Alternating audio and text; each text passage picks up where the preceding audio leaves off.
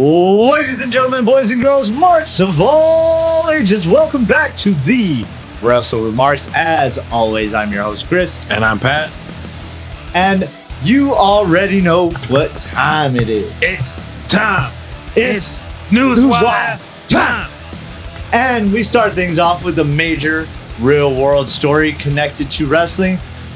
Former WWE star and Ted DiBiase Jr. has been found not guilty in the Mississippi welfare scandal. He was facing 13 federal charges, including fraud, conspiracy, and money laundering tied to the allegations of misusing millions in welfare funds. Not good at all, but this is a huge development.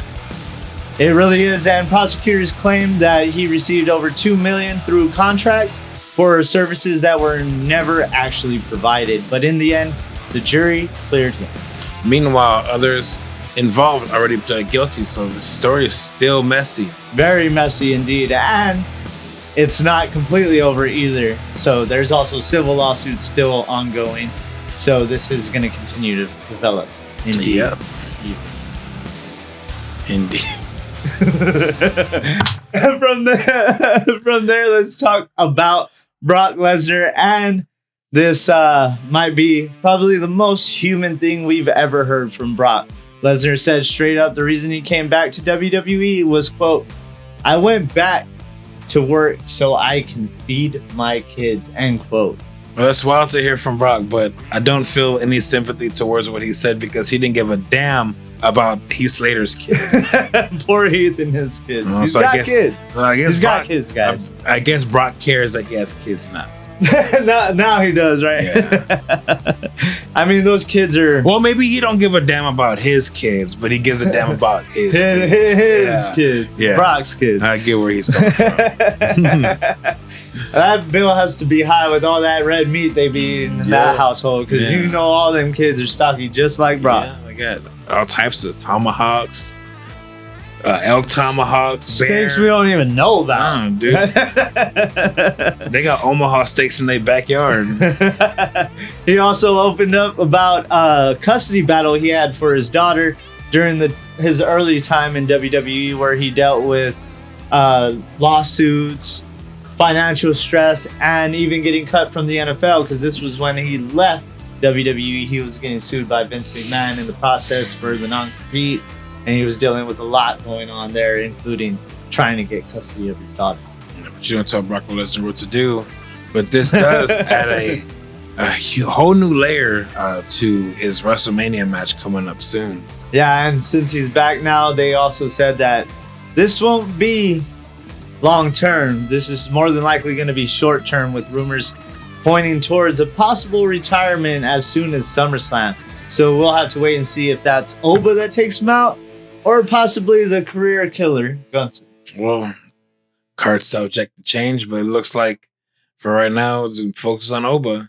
And I would like it to stay that way. Yeah, well, to be honest. I see. I was telling you earlier about Mania will have Brock win it, Oba come back and try and get back at Brock because he went some underhanded way, which we'll get into later down the road, a little teaser there. But I would like to see it go that route and then Oba retire him. Yes. But we'll have to wait and see what happens, because, you know, they might want to stick with that whole Gunther thing. Yeah.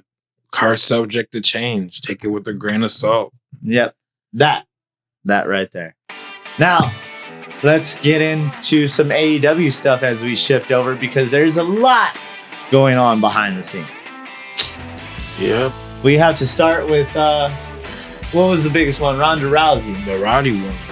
So, Ronda Rousey showed up at Revolution and whew, never to be seen again. Goodbye. And that's, I guess, because it was never meant to be long term. Reports are stating that it was a one-off thing, kind of promoting her MMA fight upcoming, and also supporting her friend in Marina Shafir. Yes. So, not a full AEW run, but at least for right now. Yeah, because you know they're going to try and scoop her up whenever they have the chance. I doubt that she was going to end up signing a contract anyway, because she had that fight coming up, so she has to train for that and worry about that first before she tries to get back into wrestling. And that's that part. But this is where things get interesting, though, because we're talking about AEW injuries and people returning and whatnot. Toni Storm is expected to be out for an extended period, possibly the rest of 2016 is what we hear. And the biggest twist is this isn't injury related. We heard before that it was injury related, that she had suffered something at Revolution, and then they had to write her off TV with that whole segment where she got laid out and everything like that. Yeah, a couple red flags there. But yeah, exactly. You don't. Now we're in the dark, not knowing exactly what's going on with Toni Storm, unless she's just taking some time off. Which, I mean, take your time off. Yeah, people need time off. Mm-hmm. So people get burnt out. Yeah. Especially Toni. She's been going hard for some time now. Yeah. And she deserves a break. Since her NXT days, pretty much. Yeah. So yeah. Well, either way, we wish her the best. Yeah. And AEW, of course, as we said, pulled her from that show. So we'll have to just keep an ear to the ground and see what happens. Maybe we'll see who something go about who attacked her or something, because I know there was a lot of things circling her in storyline as they were going into that, and then that situation happened. Yeah. And pulled her out. So I would imagine they're going to try and shift it in some way. Yeah. And it doesn't stop there. Penelope Ford has deactivated her X account on social media while already dealing with her serious ankle injury that kept her out of, or that could keep her out for months. And there hasn't been any updates, so that's another one where we're kind of in the dark. It was said that it wasn't as serious as people thought it was, and that she didn't break it. It was just a sprain, I think is what the wording was. Now, we don't hear anything since then, and then she deactivates her account, so then it raises more flags, and people are wondering what's going on. Yeah, either way, that's not a good look. No, it's not. And meanwhile, here's a little bit of good news, kind of. Wardlow was spotted backstage at Revolution, but there are no confirmed plans for his return, and no word yet on if he's even going to be cleared after that torn pec. So some upside, but some downside at the same time, because we still don't know if his return is coming anytime soon. But it is nice to know that Wardlow is kind of right backstage and kind of dipping his toes back in. Yeah, that's a lot of unknown in one locker room, which is unfortunate because you got Wardlow, you got Toni Storm, Penelope. And then you got Penelope going down, especially for their women's division, especially how they're trying to build the tag women's division. That takes a hit with Toni and Penelope being out, which is unfortunate. But hopefully Wardlow is on track to come back soon, and that's why he was backstage. But some other good news though. Brian Cage is officially set to return in May after multiple knee surgeries, making his first match in over a year. Yeah, that's a big comeback right there. And Brian Cage has been out for some time, and I feel like he wasn't getting a good. I don't know if I should say push. What exactly that was there, because it wasn't really a push. It was like he was really just utilizing him well. Yeah. I would hope to see that he's used correctly. I don't know if he's still under contract with AEW. I have to look into that, but good for Brian Cage. It's nice to see him back in the ring. Yes, sir. Yes, sir. And on the injury front, Lexis King is reportedly doing okay after a scary in-ring moment where a match had to be stopped due to some legit injuries. So a lot of people worried on what's going on with Lexis King. Apparently he's doing okay. But that makes you wonder, how long is he going to stay out of this birthright storyline? Are they going to keep him backstage? Is he still going to be a mouthpiece? I would imagine that if it's not that serious and they say he's doing all right. Yeah. Definitely. But next, let's talk some business, because these two are going into business for themselves. The coffee business, that is. Everybody's talking about it. Sports Illustrated is talking about it. Bleacher Report. Seth and Becky have officially launched their new coffee brand, AMO. So I'm excited to see what they have in store. I would like to try it out and see how it is. I love a good cup of coffee, and this is inspired of 7 years of them traveling together and trying different coffees in multiple countries. So I would imagine they have some good taste. It actually fits them well. It does. It fits them perfectly, and this isn't Seth's first rodeo either. It's not his first cup of coffee. Good one. He already owns his own coffee shop back in Iowa, so he already has his toes into the business. I would imagine that's where you could get their coffee, and then eventually it would go into more mainstream markets. Also, Triller TV could be getting a major shakeup as a new company is reportedly trying to buy them out with plans of expanding it beyond wrestling into music, movies, etc. So this one has a lot of people raising their eyebrows because for years now, Triller TV or Fight TV, when it first started, has been solely combat sports based. So you get your bare knuckle fighting, some of your MMA matches on there. You'll get boxing, wrestling, pretty much any type of combat sport. Yeah, and that was their bread and butter for the longest. Mm-hmm. And now this company that's trying to buy them wants to expand it further, and it makes you worry on what's going to happen to what brought them to the dance. And it could seriously change how people watch wrestling nowadays. Yeah, because you think about it, you got all those indie promotions. You got GCW on there. You got FSW, OVW, MLW. All of them. Yeah. They're all there and all at your fingertips. There's a lot of free content on there too. Like some of the OVW weekly shows, I believe, are free. And all you got to do is pay for like pay-per-views, things like that. So it's going to be unfortunate for them. Reality of Wrestling also broadcasts on there. Booker T's promotion. So what the hell? So it makes you wonder and worry at the same time as to where they're going to go with this buyout if they do get bought out. Yeah. But speaking of OVW, new safety protocols have been implemented after that ref suffered a seizure during the match. And they're now introducing seizure training, concussion education, and better communication systems at ringside. Yeah, which is necessary, and I hope it puts the whole wrestling world on notice. Yeah, very necessary move for an unnecessary situation that happened recently. At least they're implementing something, and there's going to be something there moving forward. Ooh. Also, a couple strong takes from this week. Paul Heyman says WWE would be making a mistake if they don't sign Zilla Fatu. The bloodline runs deep, and you know they gotta sign the main one. The main one. I don't know, man. I would hate for it to be a bloodline thing automatically again. I would love to see him cut his teeth in NXT and further his... I got an idea. What's that? He joins the Birthright.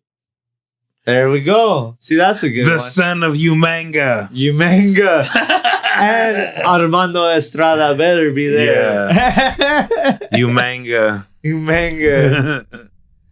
Yes, and then we get to hear Rigo do that again. Yes. That would be so perfect. Yes. Umanga. Oh, man. But great.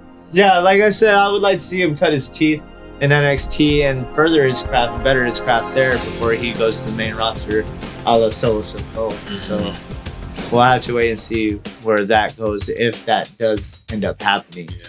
And also, Mark Henry is pushing hard for Jim Johnston to get a proper Hall of Fame induction. He says not the celebrity wing. He belongs alongside the rest. They should take out Rodman, I guess, and just put Jim in there, or Steph. Well, I mean, he can always go next year. Yeah, I wouldn't want to take out Rodman, man. It's legendary. I was joking around though. Nobody's gonna forget that. And then missing playoffs. Was it a game? It was practice, I believe. Not a game. Practice? We talk about practice? But on a more positive note, Gail Kim has officially been inducted into the Women's Wrestling Hall of Fame alongside others like Melina, plus many more in a stat class of 2026. And WWE has confirmed that Sid Eady, otherwise known as Sid Justice, Sid Vicious, or Psycho Sid, if you will be inducted to the WWE Hall of Fame class of 2026. That's a legacy cemented right there. And it's crazy that it's barely happening now. Yeah. After his untimely passing and stuff. Yeah. Would have been great to see him accept it, but see what he had to say with his weird promos. But that's something we miss out on this year, but it is nice to see him there. You know, Chris. WrestleMania week is turning into a full entertainment takeover though.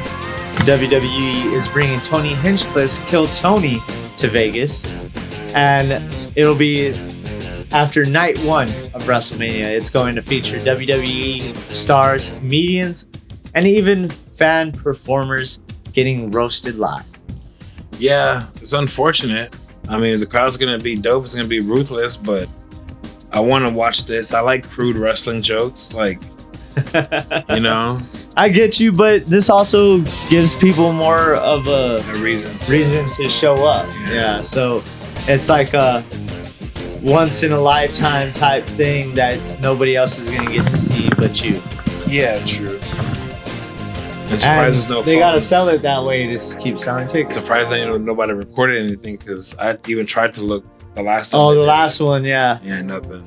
And speaking of crossover, Tom Brady apparently is in negotiations with WWE. No signing yet or nothing like that, but his recent beef with wrestling, that is reportedly part of a work storyline that could possibly be building towards a Mania appearance. And what I was telling you before with the whole Oba thing, and we didn't even get into Braun. Yeah, you kind of skipped over that, huh? Yes, sir. Yes, but we'll get back into it as I'll talk about this and we'll get into Braun Breaker. But Braun Breaker was seen at the Performance Center recently. It's part of his whole clearing process. But there is also speculation that he could be ready in time for WrestleMania.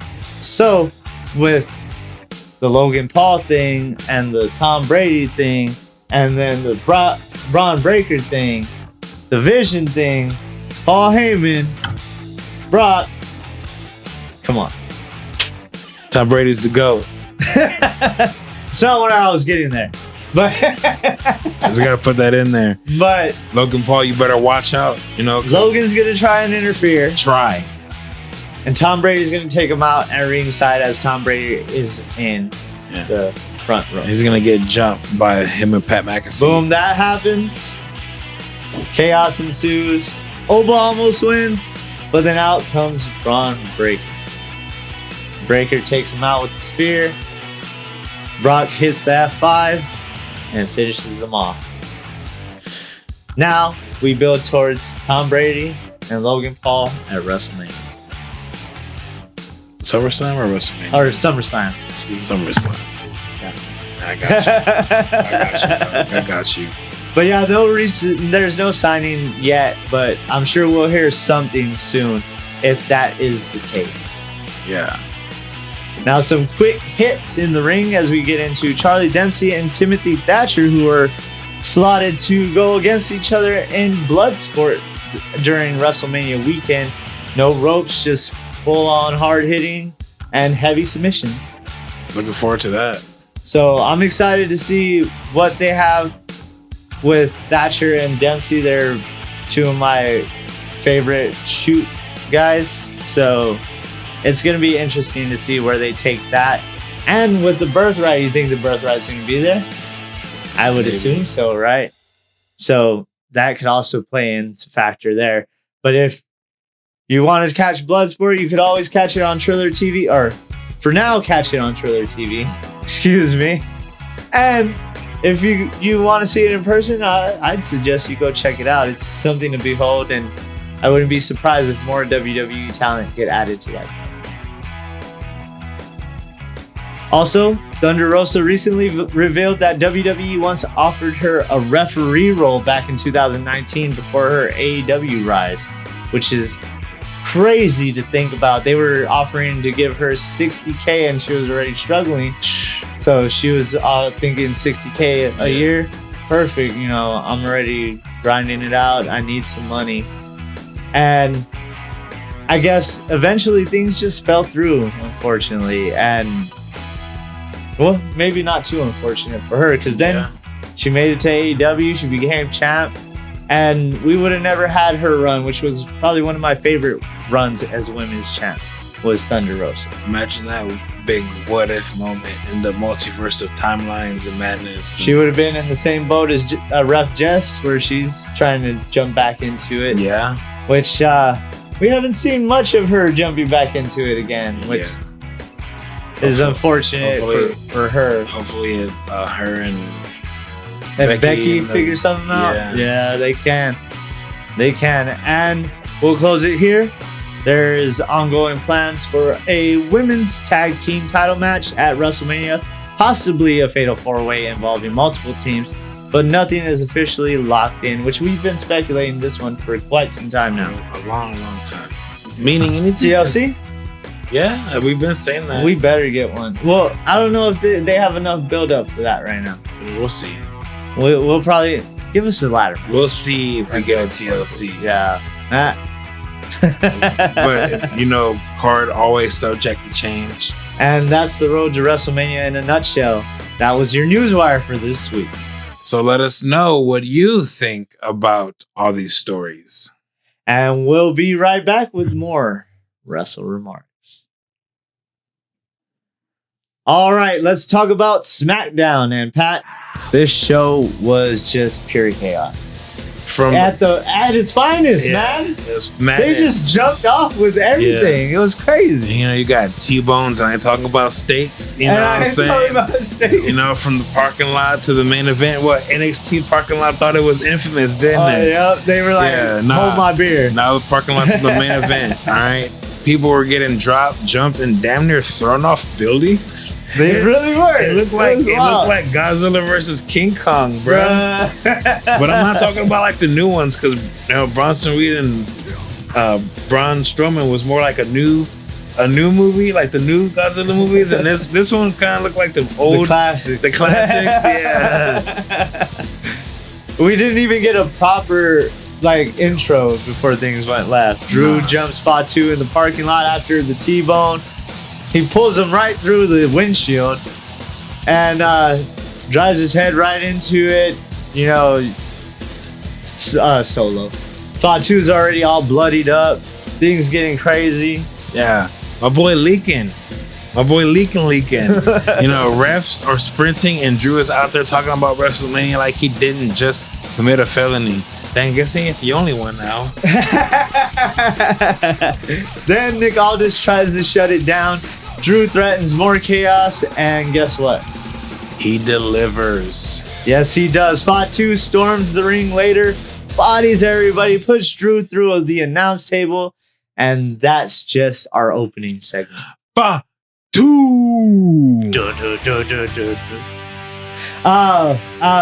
Then we'll get into our first match, where we saw a change, which was kind of surprising. Pretty good change. I liked it. Did you? Change. It was pretty funny. It looked like it was unexpected. Yeah. By one of the two. Let's get into it. One of the assailants in the robbery. And they pulled the robbery on them like Jersey Shore. Nice. You know, so our first match, Damian Priest and R-Truth versus Solo's family tree. And what happened, Chris? Man, the interference was everywhere. Solo, Tongaloa, Wyatt Six. This felt like a street fight with the ref just kind of there pretty much. Yeah, but in the end, R-Truth, hitting out the classics, hits the attitude adjustment, and that's his signature move. He's been doing it, a long time. And You know, from his childhood idol, John Cena. His big brother. And big brother. And we get new tag team champions. Yeah. It was crazy. Yeah, Truth as champion in 2026, you'd love to see it. Yeah, you do. And it looked like Priest was pretty shocked. Yeah, Priest was just like, what? Literally, you read his expression like this. And laughing his ass off. And you know, it's hilarious because he's not the one who covered, so it's even better because he really didn't know. That's awesome. The women's division after that got heated. The Bella Twins returned. The Bella Twins returned. Charlotte and Alexa ain't having it though. Title implications start stacking real quick. Yeah, definitely no. But you know, Sami Zayn, that man's going through it. He really is. He's going. He looks a mess. I think Sami Zayn's going crazy for sure. Yeah, he's sitting there questioning everything. Cody, Orton doing the right thing, he says. And then Trick pulls up talking slick, as Trick usually does. It's a work. Cross was right. He's not who we think he is. But that tension is definitely cooking right there. But you know, I don't blame him, man. He ain't got no sauce. He ain't original like Trick is. He ain't walking around with the lemon pepper steppers, dog. And next up, we get into some more tag action. Ooh, of course, you know my favorite tag team and you know TNA Raise history. your fist. Pow pow. Motor City Machine Guns. Pow pow. I hate that. I miss Motor City. Me too. And then of course my wife, she was like, "What the heck is Fraxium?" I'm like, "Yeah, it's Nathan Frazier and they are Axiom. they are the fastest. They are the fastest. They're the roughest and toughest. Oh, nah, we gotta wait for that one. That one ain't back yet. But this is the fastest tag team of all time. Yeah, it was a fast bout, super kicks, dives, chaos. Then Candice LeRae gets involved. Yeah, and boom goes the dynamite. Motor City Machine Guns still the win. That was I guess she was kind of trying to start something there. You want to be starting something? Is she gonna be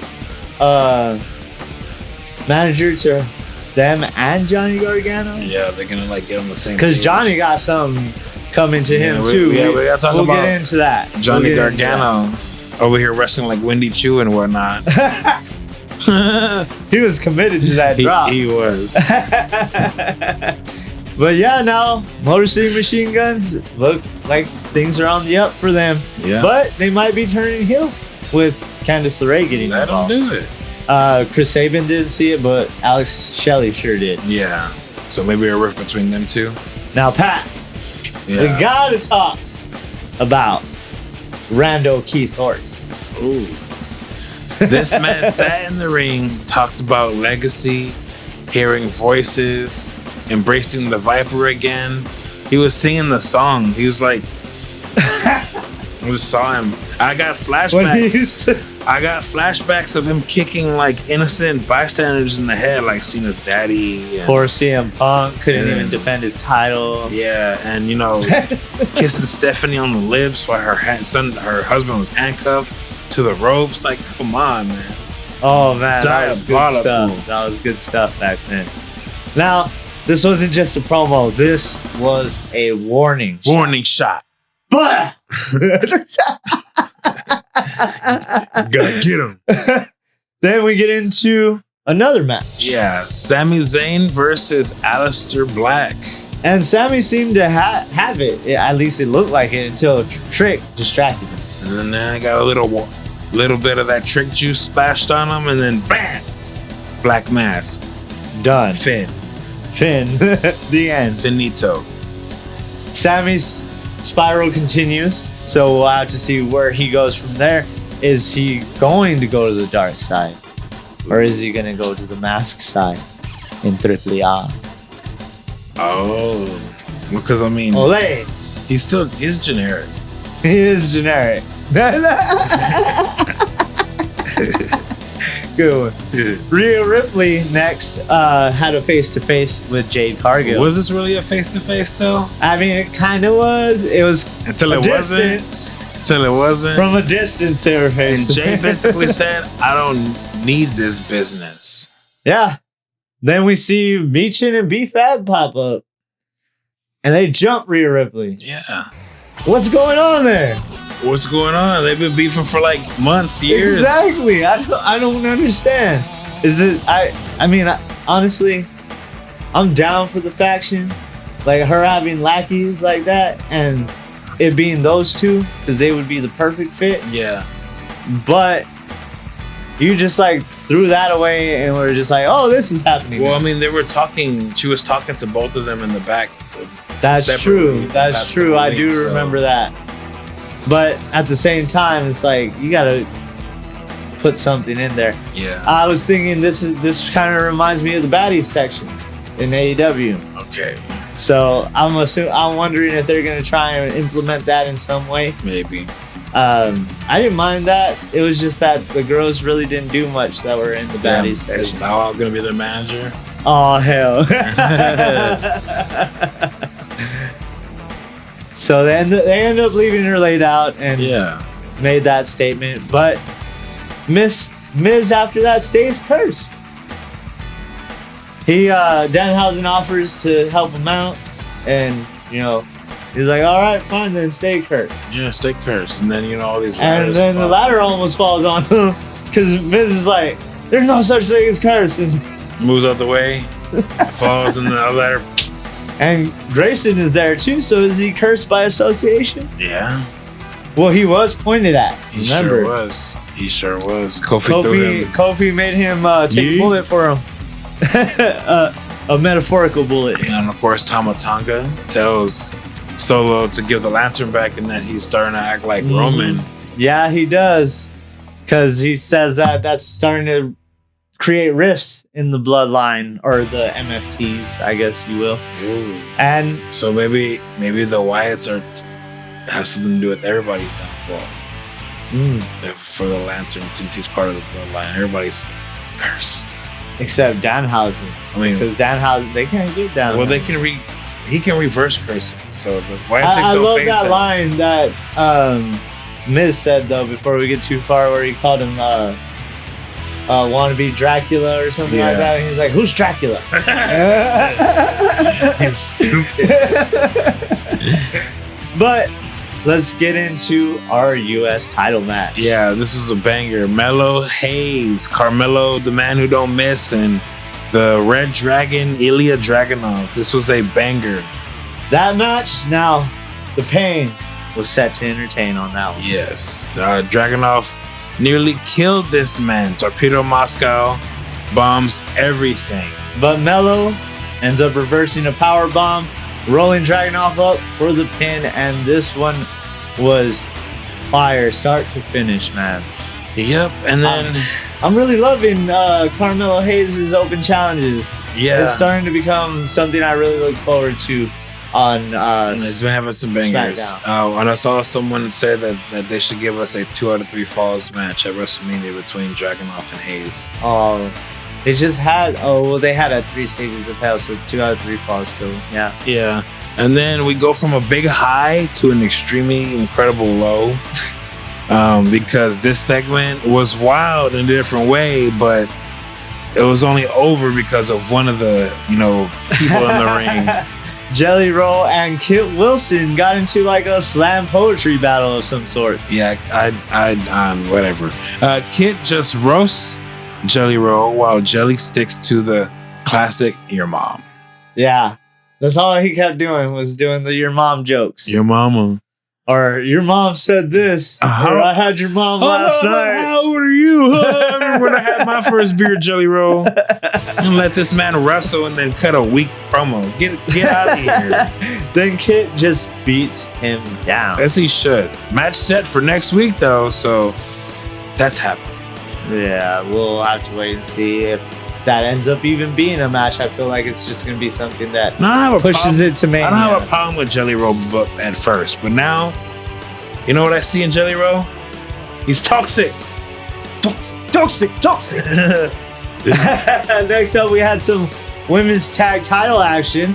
The Bella Twins versus the Irresistible Forces, but Charlotte interferes, DQ finish. then everybody fights, no order, no control, and this probably builds towards that multi-tag match. Yep. I didn't see the Bellas being inserted into the whole tag division thing, but I guess. I mean, it's going to bring eyes no matter what, whether we like them or not. People love the Bellas. But let's get into the main event segment, because Orton calls out Matt Cardona after calling him a nerd and a loser. What else did you say? I mean, I don't remember, but something about toy loving nerd. Oh yeah, nerd. Yeah. And then apologizes afterwards, and then he hugs him, and then tells him that he's not a nerd, that he plays video games, because we all know Randy Orton plays Elden Ring, so he's a boss at games. He kills that game. Yeah. I've seen his stat. RKO. Then low blow. Yeah. Then RKO. Yeah. Boom. He beats him down. Chair wrapped around the arm, stomps it. Then it's all gone from there. There's no man in that man left anymore. It's all Viper now. Yeah, it's all Snake thing following him at WrestleMania. I thought you were gonna bring up a Metal Gear Solid reference, but I mean, I could. But that's okay. No. Hey. Snake. Hey, well, maybe I get what I want. Maybe Cody will come dressed up as Snake, and then be the Snake Eater. You did bring that up. I don't know if you did it on the cast, but I remember you talking about it. Yeah. And just when you think it's all over, Drew and Fatu are still going at it backstage. At this point, I'm after what happened. They were fighting on the scaffold, and then what happened, Chris? They both fall off. And then the show ends, but rumors have it that they're still fighting. Like right now. Oh, man. They've been fighting since last Friday. I didn't hear no bell. Oh, man. This SmackDown felt like everything is just breaking down before WrestleMania. Oh, man. Yeah, definitely. Nobody's in control. Not Aldis, not the locker room, not even Orton himself. And that's exactly how you want to build heading in towards WrestleMania. You want to build that chaos and sell them tickets. I mean, I swear, all that was missing is next time on Dragon Ball Z. So let me get this straight, though. Drew and Fatu fall off the scaffold. Orton is losing his mind. And the tag division just flip upside down. And that's how we end SmackDown.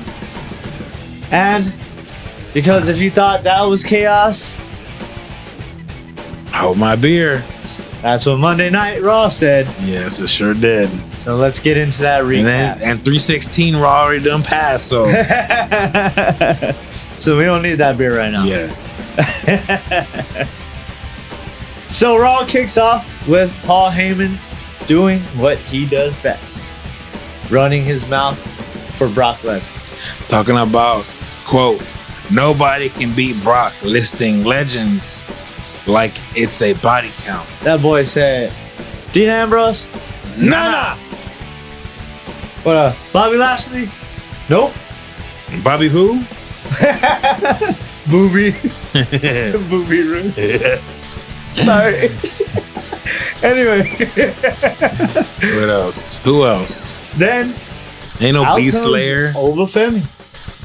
Oh yeah, no Beast Slayer. No Beast Slayer. No, nobody. Yeah, he named off quite a bit. Not even John Cena. Nobody can stop the Beast incarnate. Except for Oba. And here he comes. And he doesn't flinch. Brock tries to hit an F5. But he can't hit it because he's the ruler. Oba dumps Brock over the top rope like, nah, not today. Not today, buddy. That's the first time in a minute Brock looked unsure. And it's just building Oba so beautifully and so perfectly. It sure is. Next up, we have Dom running his mouth again, blaming everybody but himself for losing the IC title in a package promo that they played. I don't see nothing wrong with Dom's behavior. I totally agree. It's not his fault. It's standard Dom. Yep, standard Dom. Vintage Dominic Mysterio. And then we go on to our next match, the Usos versus Theory and the guy who's going to get smacked in the face by Tom Brady, Logan Paul. But he's humble, though. He's going to be humble. And it's actually a solid match until it turns into nonsense. Yeah, brass knuckles and distractions. And, you know, the megastar, LA Knight, gets involved. Yeah, he throws the knucks over to Jay. The ref catches Jay with the brass knucks. And Jay's like, nah, screw that. I'm doing it anyway. Yeah. Clocks Theory right in front of the ref for the disqualification. He had to get him. and hey, Jay, he got him. He ain't thinking straight right now. Yeah, so not a victory, but a moral victory. Yeah, it's not a victory at all. But now that adds layers to Jay's kind of, I wouldn't say breakdown, but like blow up. Yeah, he's been doing this for a while. He's cool and then he's not. He's cool and then he's not. Emo Jay. Emo Jay. And let's get back into some more title action as we get into AJ and Becky, which is turning real personal. Yeah, Becky Lynch basically says she made the division. Yeah, she said she clipped off those stupid little butterfly wings of that title. Yeah. And then AJ Lee pulls up and says, nah, I'll embarrass you again. And then boom, WrestleMania match set. But man, I think this needs like a big stipulation. I would assume that they're going to go that route eventually, but I'm not sure. Yeah. But this one's definitely going to be toxic. Sure is. And then, of course, we got, you know, Mr. Main Event himself, Javon Evans versus the accursed one, Grayson Waller.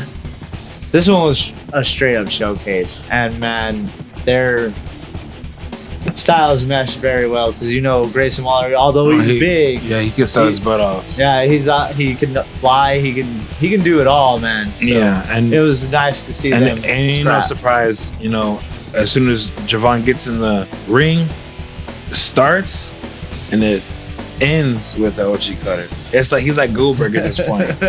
OG cutter, pin. No jackhammer. Yeah, he gets that win, and that kid is just different. You know why? Because your boy is bouncy. Now we get into the next segment, which was pretty insane. Yeah, pretty insane. All right. Seth Rollins pulls up in a mask, of course. You know, the whole supervillain thing, even though he's really not a supervillain, he just looks like an unlocked character at this point. He looks like those ones, what was it, SmackDown versus Raw 2011, where you unlock the masked guy. Yeah. And he has the freaking camo on, like Muhammad Hassan. But thing. he's just I know who Vacant is now. It's been Seth Rollins all this time. You know, but of course. Yeah. Paul Heyman hits him with the restraining order because he's the one who brought him up. That's why Seth came out. He's cunning. I mean, because this is like weeks in advance he had this restraining order on him, so it's pretty smart. So the police are out there. And Seth beats him down anyway. Yeah, he's just like, I'm just going. I mean, of course he was running his mouth about his wife and kid. I mean, those are grounds for getting arrested. And arrested he did get. He did get. WrestleMania Bill just turned into a crime drama at this point. Yeah. And also we had the women's tag division heating up. Bayley and Lyra Valkyria versus the Kabuki Warriors. And this one was a big win for Bayley and Lyra, who have been kind of on the losing end recently. I got some good news though about this match. A proud father moment because my daughter watched me watch the match with Lady Flammer. So she kept asking me who's that. Kept telling her Bayley. So as soon as she saw purple hair, that's Bayley. That's Bayley. It's like, yes. You know, but I digress. Then they call their shot for next week. So The tag division across both shows is on fire right now, it seems. Yes, sir. And we also had Dragon Lee and Penta having a moment in the locker room. Speed shows up and talks to Penta and Lee. Then gets cursed. Oh, man. Curse. Poor What do you mean Speed. curse? So tune into his YouTube channel to see what happens to him next. Yes. Dang, Danhausen versus Speed. Hey. Liv and Dominic then get jumped As they before should. the match as Stephanie attacks Liv. But she gives Dominic a few licks too. Yeah, for real. She sure does. Oh man. You know, Stephanie recurring Liv Morgan going at it backstage is personal at this point. Like way past personal. It's on site. Yeah, of course, we head into commercial and jump right out with Penta versus Dom. It was fast, chaotic, and counters everywhere. Yeah, Dom almost steals it, of course. But Penta retains. Then Finn Balor shows up just to destroy everybody.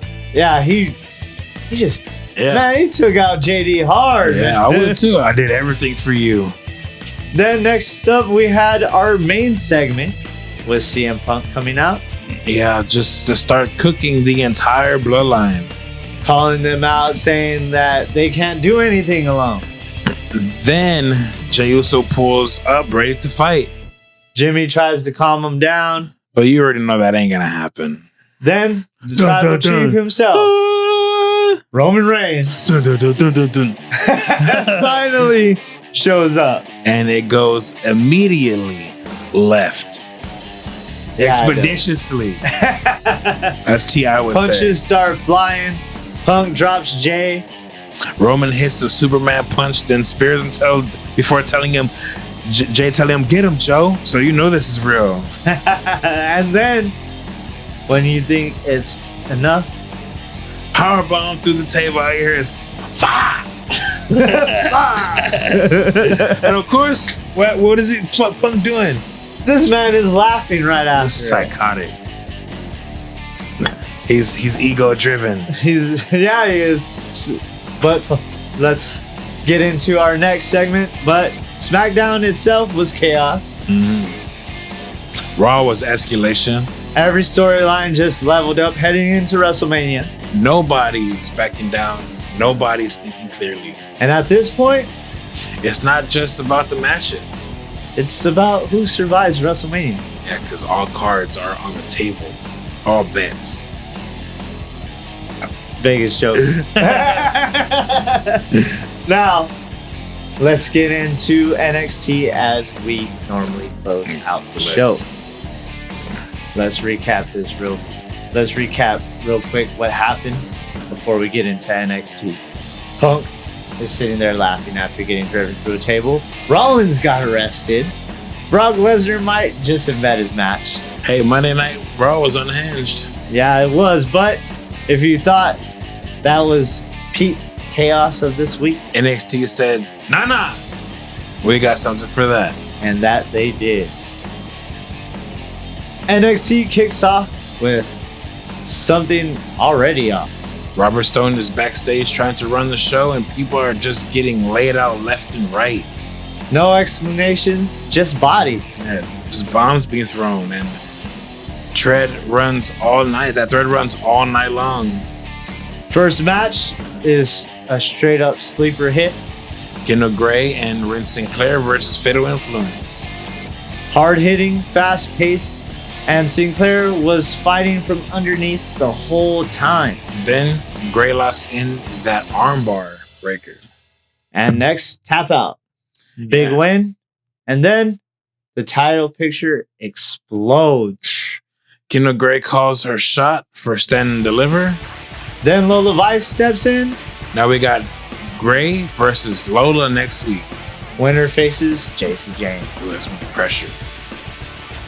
Now, this week was, this was the segment of the night in this next one. Yeah, so definitely. Which, oh my God, they turned on Soul. Yeah, so poured her heart out. Yeah, she did. And she talked about loyalty, friendship, opportunities she gave. Like if she gave Zarya an opportunity. And that didn't sit well with Zarya. And Zarya comes out and flips the entire narrative on Soul. She says that she was living in Soul's shadow. Says that she hated watching her succeed. Yeah. And that Soul helped that. Yeah, that's not a rivalry. That's a breakup. And it is official for Stand Deliver. We'll see Soul Ruka on Zarya. Which Sorry, that whole crowd, it sounded like they were in Soul's corner, but Zarya came out and started making more sense. Yeah. And they turned, and it's crazy because they're trying to build Zarya as the heel here. So yeah. So right now is your perfect opportunity to say, let's just have Zarya win, throw her in the main roster. Because then you gotta keep, that's the only way you're gonna keep her face, is take her completely out of that element after. Yeah. Zarya just takes her out the picture totally. Yeah, exactly. Then we get some title drama brewing. Yeah, Ethan Page and Ricky Saints both chasing Joe Hendry. Yeah, both of them want the title, and it seems that Saints is kind of that is the Ricky Bobby to his Cal Naughton. It really is. They had me cracking up this week. He's like, no, I get it. Yeah. But neither one trusts each other in this one. Well, I mean, all while they're thinking about that, meanwhile, Tony D'Angelo's like, don't forget about it. Gabagool. I knew you were going to say that. Then next up, we had Kalani Jordan versus Thea Hale. Kalani gets to win, but that's not the rest of the story. Yeah, she keeps attacking after the bell. Until Jada runs in, which I think she shouldn't have done. Her and Carmelo Hayes just getting married and whatnot, and she putting her filthy hands on Kalani. Then boom, that match is set for next week. We'll see Jada and Kalani battle it out. Yeah. But this right here is just madness. Yeah. They have a winner of the gauntlet match to face Miles Bourne at Stand and Deliver, and it was madness. Sometimes I forgot who was still in the match. Yeah, I mean, they should have had that bodies on body song for this match, because bodies are dropping left and right. Shiloh Hill looks like a beast early on. Yeah, elimination stacking, Dempsey, Drake, but then Johnny Gargano sneaks in at the end. Off of pure chaos. I don't even know if you can say he steals the win. He didn't even know he was getting the win. He kind of got, pushed into it. He committed to that drop. I know his head smacked that mat a little bit. Yeah, but he didn't even feel like a win. It felt like survival. Yeah, because everybody was laid out, but because of the Birthright taking out Shiloh Hill. Yeah, Johnny stepped up. Kinda. Yep. You gotta step up or get stepped on. Or get pushed into something you didn't want to do in the first place. Get pushed into something. Yep. Kind of like he got pushed in the main roster. Uh-huh. He didn't want to be there really because he was better off in NXT. But anyway. I digress. The more the night goes on, the more Robert Stone is losing control. Referees don't want to ref matches. People getting attacked backstage. The show is just hanging on by a thread. Yeah. The Culling versus the greatest tag team of all time, Los Americanos, comes up next as we see the tag division heating up. It was fast, chaotic, and creative offense all over. And of course, the greatest wrestling family of all time, because there's more than one, the Americanos get the win. Oh, if they would put that in their song, that'd be great. Yeah. And now they're in the contender mix, so they might even see some NXT gold here soon. Yep. This one was wild. Yeah, we got some stocking going on, bro. Yeah, we do. Blake Monroe is just relaxing in the jacuzzi, doing jacuzzi type things, kicking it. Yeah, she had the North American title there with her like if it was hers. I mean, obviously the side plates say Tatum Paxley, but then guess what? There's a knock at the door. And Paxley pulls up. She pulls up on her. She snatches her. Yep. Next week, face to face, though. Yep, we're going to see Blake Monroe take on Tatum Paxley, which they've been building towards this for about a couple months now, because to be honest, she lost it originally to Blake. So is this going to be the big blow off at the end, or are they going to continue after this? Because they're going to be next week.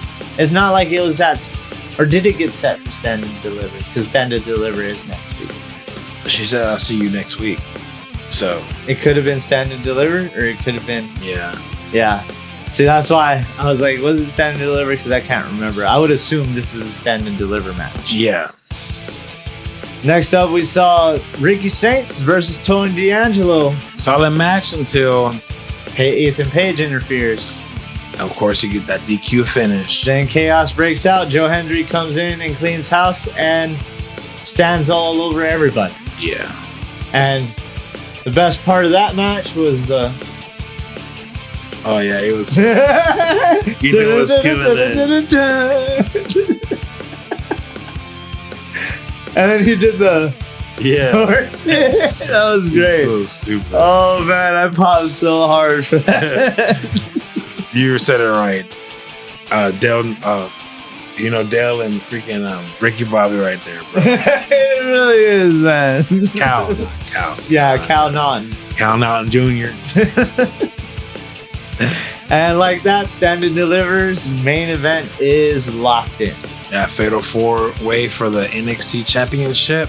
It's going to be Joe Hendry, Ricky Saints, Ethan Page, and Tony D. Dang, does he survive this war? I'm not sure, man. I don't think Joe Hendry's gonna survive this. Maybe. How does he win this? I don't know. Unless we get some breakdown between Page and Saints, but I'd imagine Page and Saints will try and isolate Joe Hendry. You gotta get on the same page and act like Saints together in the ring. Oh, jeez. But let's get into our final thoughts. SmackDown was chaos. Raw raised the stakes. And NXT might have been the most unpredictable show right now. And nobody's safe. Nobody's in control. And heading into Stand and Deliver, anything can happen. And with that said, that is all we have for you today, folks. We'd like to thank you all for tuning in every week. And thank you for dealing with our audio issues last week. I'm sorry about that. I should have checked all the programs because there's all different kinds of dials and I just missed it. That's my bad. But for Wrestle WreMarks, I'm Chris. And I'm Pat. And this was your Wrestle WreMarks. Thanks for watching. Like, share, and subscribe. Find us wherever you get your podcasts.